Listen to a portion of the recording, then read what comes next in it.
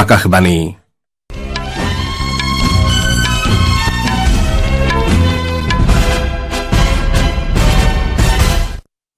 বাতৰি পঢ়িছো পুলক গগৈয়ে এতিয়াৰ প্ৰধান বাতৰিসমূহ হ'ল লোকসভাৰ কাৰ্যক্ৰমণিকা আজি নিটত অনিয়ম হোৱাৰ অভিযোগত বিৰোধী পক্ষই সাব্যস্ত কৰা প্ৰতিবাদৰ বাবে দিনটোৰ বাবে স্থগিত ৰাখিবলগীয়া হয় প্ৰধানমন্ত্ৰী নৰেন্দ্ৰ মোদীয়ে অহা দেওবাৰে আকাশবাণীৰ মন কী বাত অনুষ্ঠানৰ যোগেদি দেশ বিদেশৰ জনসাধাৰণৰ সৈতে মনৰ ভাৱ ব্যক্ত কৰিব জম্মু কাশ্মীৰৰ উপৰাজ্যপাল মনোজ সিনহাই আজি পুৱা জম্মুৰ ভগৱতী নগৰ বেছ কেম্পৰ পৰা পতাকা জোকাৰি অমৰনাথ যাত্ৰাৰ তীৰ্থযাত্ৰীৰ প্ৰথমটো দলৰ যাত্ৰাৰ শুভাৰম্ভ কৰে কৰ্ণাটকৰ হাবেৰী জিলাত হোৱা পথ দুৰ্ঘটনাত 13গৰাকী লোকে প্ৰাণ হেৰুৱাইছে আৰু ভাৰত কাইলৈ বাৰ্বাডোছত হ'বলগীয়া ICC T20 বিশ্বকাপ ক্ৰিকেট প্ৰতিযোগিতাৰ ফাইনেলত দক্ষিণ আফ্ৰিকাৰ বিৰুদ্ধে অৱতীৰ্ণ হ'ব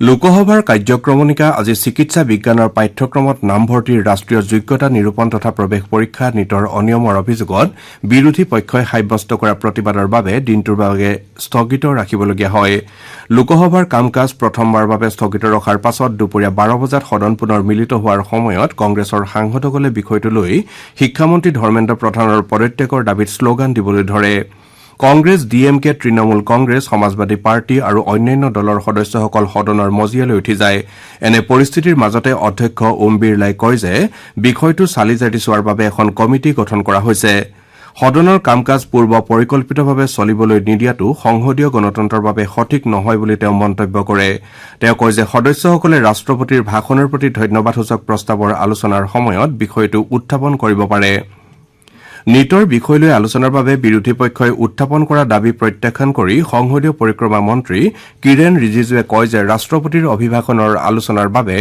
নিৰ্ধাৰিত সময়ত অন্য বিষয় লৈ আলোচনা কৰাৰ পৰম্পৰা নাই তেওঁ লগতে কংগ্ৰেছ আৰু অন্য বিৰোধী দলসমূহে সংসদৰ গৰিমাৰ অৱমাননা কৰা বুলি অভিযোগ তোলে শ্ৰী ৰিজিজুৱে কয় যে ৰাষ্ট্ৰপতিৰ অভিভাষণৰ আলোচনাৰ সময়ত উত্থাপন কৰা যিকোনো বিষয়ৰ উত্তৰ দিবলৈ সাজু আছে তাৰ পাছতো হুলস্থুলীয়া পৰিস্থিতি অব্যাহত থকাত সদনৰ কাম কাজ দিনটোৰ ভাগে স্থগিত ৰখা হয় ইয়াৰ পূৰ্বে পুৱাৰ ভাগত সদন মিলিত হোৱাৰ সময়ত অধ্যক্ষ ওম বিৰলাই বিষয়টো লৈ বিৰোধী দলসমূহে উত্থাপন কৰা সভা স্থগিতকৰণৰ প্ৰস্তাৱ অগ্ৰাহ্য কৰে কংগ্ৰেছ ডিএমকে টিএমচি সমাজবাদী পাৰ্টিকে ধৰি বিৰোধী দলসমূহে নিট পৰীক্ষাৰ অনিয়মৰ বিষয়টো উত্থাপন কৰে আৰু বিষয়টো লৈ আলোচনা কৰাৰ বাবে দাবী উত্থাপন কৰে অধ্যক্ষ ওম বিৰলাই কয় যে ৰাষ্ট্ৰপতিৰ অভিভাষণৰ প্ৰতি ধন্যবাদসূচক প্ৰস্তাৱৰ আলোচনাৰ সময়ত অন্য বিষয় লৈ আলোচনাৰ অনুমতি প্ৰদান কৰিব পৰা নাযায় তেওঁ কয় যে ৰাষ্ট্ৰপতিৰ অভিভাষণৰ ধন্যবাদসূচক প্ৰস্তাৱৰ আলোচনাৰ সময়তে বিৰোধী দলসমূহে নিজৰ বিষয়সমূহ উত্থাপন কৰিব পাৰিব তেওঁ লগতে কয় যে চৰকাৰে আলোচনাৰ সময়ত বিৰোধী পক্ষৰ সদস্যসকলে উত্থাপন কৰা সকলো বিষয়ৰ উত্তৰ দিব বুলি আশা কৰা হয়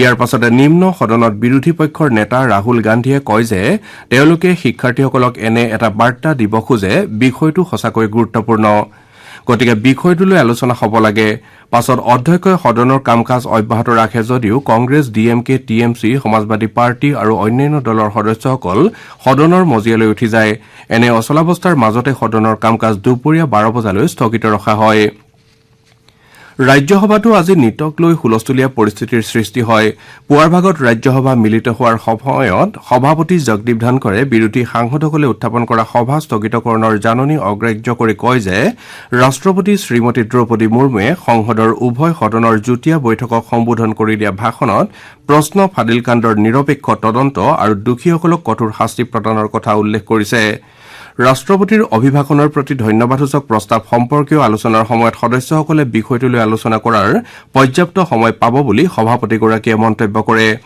ইয়াৰ পাছতে কংগ্ৰেছৰ প্ৰমোদ তিৱাৰীয়ে কয় যে 25 লাখ শিক্ষাৰ্থীয়ে বিষয়টো লৈ প্ৰতিবাদ সাব্যস্ত কৰিছে উচ্চ সদনত বিৰোধী পক্ষৰ নেতা মল্লিকাৰ্জুন খাৰ্গেয়ে কয় যে যোৱা 7 বছৰত 70 বাৰ প্ৰশ্নকাকত ফাদিল হৈছে তেওঁ বিষয়টো লৈ আলোচনাৰ বাবে দাবী উত্থাপন কৰে ইয়াৰ পাছতে কংগ্ৰেছ ডিএমকে টিএমচি সমাজবাদী পাৰ্টি আম আদমী পাৰ্টি আৰজেডি আৰু অন্যান্য দলৰ সদস্যসকলে সদনত হুলস্থুলীয়া পৰিস্থিতিৰ সৃষ্টি কৰে হুলস্থুলীয়া পৰিস্থিতিৰ মাজতে সভাপতিয়ে সদনৰ কাম কাজ চলাই নিয়াৰ চেষ্টা চলাই যদিও প্ৰতিবাদী সদস্যসকল সদনৰ মজিয়ালৈ উঠি যায় হুলস্থুল সাম নকটাত সভাপতিয়ে সদনৰ কাৰ্যক্ৰমণিকা দুপৰীয়া 12 বজালৈ স্থগিত ৰাখে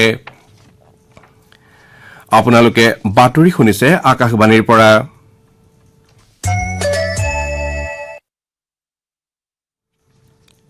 প্ৰধানমন্ত্ৰী নৰেন্দ্ৰ মোদীয়ে অহা দেওবাৰে দিনৰ 11 বজাত আকাশবাণীৰ মন কী বাত অনুষ্ঠানৰ যোগেদি দেশ বিদেশৰ জনসাধাৰণৰ সৈতে মনৰ ভাৱ ব্যক্ত কৰিব। এয়া হ'ব অনুষ্ঠানটিৰ 111 সংখ্যক আৰু শ্ৰী মোদী একেৰাহে তৃতীয়বাৰৰ বাবে প্ৰধানমন্ত্ৰী হিচাপে কাৰ্যভাৰ গ্ৰহণ কৰাৰ পাছত প্ৰথমটো খণ্ড। আকাশবাণী দূৰদৰ্শনৰ সমগ্ৰ নেটৱৰ্কৰ লগতে আকাশবাণীৰ ৱেবছাইট আৰু নিউজ অন এআইআৰ মোবাইল এপযোগে এই অনুষ্ঠান প্ৰচাৰ কৰা হ'ব। আকাশবাণী দূৰদৰ্শন নিউজৰ উপৰিও প্ৰধানমন্ত্ৰী কাৰ্যালয় আৰু তথ্য সম্প্ৰচাৰ মন্ত্ৰালয়ৰ ইউটিউব চেনেলযোগেও এই অনুষ্ঠান প্ৰচাৰ কৰা হ'ব। আকাশবাণীয়ে অনুষ্ঠানটিৰ ঠিক পাছতে ইয়াৰ আঞ্চলিক ভাষান্তৰ প্ৰচাৰ কৰিব। জম্মু কাশ্মীৰৰ উপ ৰাজ্যপাল মনোজ সিনহাই আজি পুৱা জম্মুৰ ভগৱতীনগৰ বেছ কেম্পৰ পৰা পতাকা জোকাৰি অমৰনাথ যাত্ৰাৰ তীৰ্থযাত্ৰীৰ প্ৰথমটো দলৰ যাত্ৰাৰ শুভাৰম্ভ কৰে। কাশ্মীৰ উপত্যকাত থকা অমৰনাথ গুহা দৰ্শনৰ বাৰ্ষিক অমৰনাথ যাত্ৰা কাইলৈৰ পৰা পেহেলগাম আৰু বালতল পথেৰে আৰম্ভ হ'ব।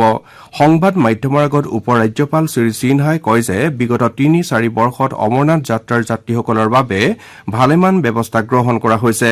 তেওঁ কয় যে চলিত বৰ্ষতো জম্মু কাশ্মীৰ প্ৰশাসনে নিৰাপত্তা ব্যৱস্থা কটকটীয়া কৰি গঢ়ি তোলাৰ লগতে যাত্ৰীসকলৰ সুবিধাৰ প্ৰতি লক্ষ্য ৰাখি আন প্ৰয়োজনীয় ব্যৱস্থাও গ্ৰহণ কৰা হৈছে।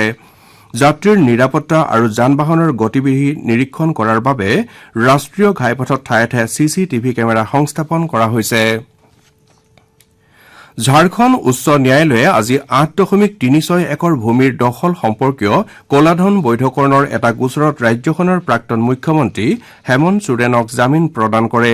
প্ৰাক্তন মুখ্যমন্ত্ৰীগৰাকী সম্প্ৰতি ভূমি কেলেংকাৰীৰ জৰিয়তে কলাধন বৈধকৰণৰ অভিযোগত ৰাঁচীৰ বিৰছা মুণ্ডা কেন্দ্ৰীয় কাৰাগাৰত বন্দী হৈছে। বিধি বলবৎকাৰী সঞ্চালকালয়ে 31 জানুৱাৰীত তেওঁক গ্ৰেপ্তাৰ কৰিছিল। আকাশবাণী গুৱাহাটীৰ 77 সংখ্যক প্ৰতিষ্ঠা দিৱস আৰু আঞ্চলিক বাতৰি বিভাগৰ 68 সংখ্যক প্ৰতিষ্ঠা দিৱসৰ সৈতে সংগতি ৰাখি উচ্চতৰ মাধ্যমিকৰ পৰা স্নাতকোত্তৰ শাখাৰ ছাত্ৰ ছাত্ৰীসকলৰ বাবে এখন বাতৰি পৰিৱেশন প্ৰতিযোগিতাৰ আয়োজন কৰা হৈছে। আগ্ৰহীসকলে আকাশবাণীত প্ৰচাৰৰ উপযোগী বাতৰিৰ এটা 1 মিনিটৰ অডিঅ' বাণীবদ্ধ কৰি নিজৰ নাম, ঠিকনা, শিক্ষাগত অৰ্হতা আৰু শিক্ষানুষ্ঠানৰ নামসহ 97166800969 আৰু 96196866659 নম্বৰলৈ হোৱাটছএপযোগে প্ৰেৰণ কৰিব পাৰিব। অডিঅ' প্ৰেৰণৰ অন্তিম দিন আজি সন্ধিয়া 7 বজা পৰ্যন্ত ধাৰ্য কৰা হৈছে। নিৰ্বাচিত 3গৰাকী প্ৰতিযোগীক অহা 1 জুলাইত গুৱাহাটীৰ মাছখোৱাৰ প্ৰাগজ্যোতি সাংস্কৃতিক প্ৰকল্পত আয়োজিত প্ৰতিষ্ঠা দিৱসৰ অনুষ্ঠানত পুৰস্কৃত কৰা হ'ব। কৰ্ণাটকৰ হাবেৰী জিলাৰ গুণনাহাল্লিত আজি এখন যাত্ৰীবাহী ট্ৰেভেলাৰে পথৰ কাষত ৰখাই থোৱা এখন ট্ৰাকত খুন্দা মৰাৰ ফলত 13গৰাকী যাত্ৰীৰ মৃত্যু হোৱাৰ লগতে আন 4গৰাকী আহত হয়। নিহতসকলৰ ভিতৰত 2টি শিশুকে ধৰি 8গৰাকী মহিলা আছে। পুনে বেংগালুৰু ৰাষ্ট্ৰীয় ঘাইপথত আজি নিচেই পুৱা এই দুৰ্ঘটনা সংঘটিত হয়। ভাৰত কাইলৈ বাৰ্বাডোছত হ'বলগীয়া ICC T20 বিশ্বকাপ ক্ৰিকেট প্ৰতিযোগিতাৰ ফাইনেলত দক্ষিণ আফ্ৰিকাৰ বিৰুদ্ধে অৱতীৰ্ণ হ'ব। খেলখন ভাৰতীয় সময় অনুসৰি নিশা 8 বজাত আৰম্ভ হ'ব। ভাৰতে যোৱা নিশা গায়ানাত অনুষ্ঠিত দ্বিতীয়খন ছেমি ফাইনেলত যোৱাবাৰৰ চেম্পিয়ন ইংলেণ্ডক 68 ৰানত পৰাস্ত কৰে। বৰ্ষা বিঘ্নিত খেলখনত ভাৰতে প্ৰথমে বেট ধৰাৰ আমন্ত্ৰণ লাভ কৰি নিৰ্ধাৰিত 20 অভাৰত 7টা উইকেটৰ বিনিময়ত 171 ৰান কৰে। প্ৰত্যুত্তৰত ইংলেণ্ডে 16 অভাৰ আৰু 4টা বলত আটাইকেইটা উইকেট হেৰুৱাই 103 ৰানহে কৰিবলৈ সমৰ্থ হয়। ইংলেণ্ডৰ হৈ হেৰি ব্ৰুকে 19টা বলত 25 ৰান কৰে। ভাৰতৰ কুলদীপ যাদৱ আৰু অক্ষৰ পেটেলে 3টাকৈ উইকেট দখল কৰে। জছপ্ৰীত বুমৰাহে 2টা উইকেট লাভ কৰে। অক্ষৰ পেটেলক প্লেয়াৰ অব দ্য মেচ হিচাপে ঘোষণা কৰা হয়। বাতৰি শেষ কৰাৰ পূৰ্বে প্ৰধান বাতৰিকেইটা আকৌ এবাৰ পঢ়ি দিছো। লোকসভাৰ কাৰ্যক্ৰমণিকা আজি নিটত অনিয়ম হোৱাৰ অভিযোগত বিৰোধী পক্ষই সাব্যস্ত কৰা প্ৰতিবাদৰ বাবে দিনটোৰ বাবে স্থগিত ৰাখিবলগীয়া হয়। প্ৰধানমন্ত্ৰী নৰেন্দ্ৰ মোদীয়ে অহা দেওবাৰে আকাশবাণীৰ মন কী বাত অনুষ্ঠানৰ যোগেদি দেশ বিদেশৰ জনসাধাৰণৰ সৈতে মনৰ ভাৱ ব্যক্ত কৰিব। জম্মু কাশ্মীৰৰ উপ ৰাজ্যপাল মনোজ সিনহাই আজি পুৱা জম্মুৰ ভগৱতীনগৰ বেছ কেম্পৰ পৰা পতাকা জোকাৰি অমৰনাথ যাত্ৰাৰ তীৰ্থযাত্ৰীৰ প্ৰথমটো দলৰ যাত্ৰাৰ শুভাৰম্ভ কৰে। কৰ্ণাটকৰ হাবেৰী জিলাত হোৱা পথ দুৰ্ঘটনাত 13গৰাকী লোকে প্ৰাণ হেৰুৱাইছে। আৰু ভাৰত কাইলৈ বাৰ্বাডোছত হ'বলগীয়া ICC T20 বিশ্বকাপ ক্ৰিকেট প্ৰতিযোগিতাৰ ফাইনেলত দক্ষিণ আফ্ৰিকাৰ বিৰুদ্ধে অৱতীৰ্ণ হ'ব। আমাৰ এতিয়াৰ বাতৰি ইমানতে শেষ হ'ল।